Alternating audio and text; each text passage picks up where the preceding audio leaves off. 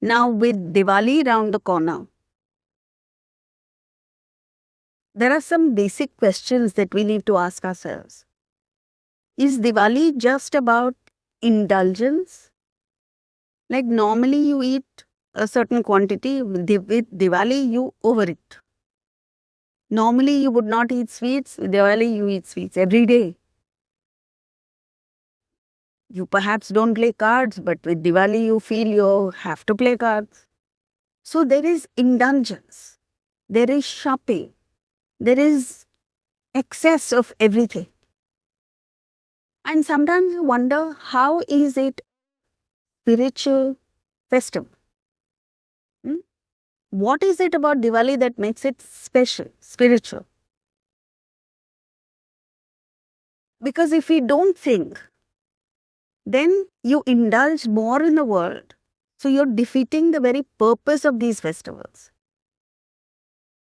One very important aspect of, I'm talking about generally the custom, is you buy new clothes.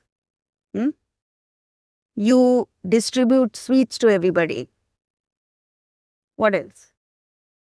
You, on Diwali day, you go visit people and spread cheer, happiness. Generally, it's a cheerful atmosphere. Then there are the diyas. Every home is lit with diyas, with light. So, what a rangoli, so firecrackers, all of this. Is there a deeper significance to this? What is the meaning behind Diwali? What does it signify? So, it's about basically overcoming our own negativities. It's victory of good over evil, but not externally, not outside, within us. So how do we address it? See, first thing is we tend to be selfish. Hmm? And every spiritual act is supposed to make us unselfish. The idea of the festival is that. In fact, the firecrackers are because of the battle between our positive tendencies and our own negative tendencies throughout the night. At night, they are lit. And you overcome it, overcome your own negativities, and emerge an enlightened person at dawn. So, at dawn, you have this traditional scented bar, which means you take on all your negativities have gone, you take on a new personality by wearing new clothes. And then all sweetness comes out of you. Everything that is positive comes out of you.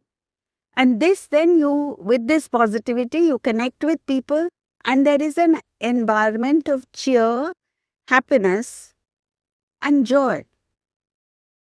So, how do you ensure that, forget enlightenment, that you make that one step forward? Hmm? So, and this is something that's very doable. We can all do it. Instead of buying sweets for ourselves, instead of shopping only for ourselves, do a good deed for someone else, someone who is in need of whatever it is. It could be a little affection. Somebody is lonely, you go spend time with that person. It could be financial assistance. It could be, I don't know, whatever. And when you help somebody else, you light up that person's Diwali. See the difference. When you normally do things for yourself, how do you feel?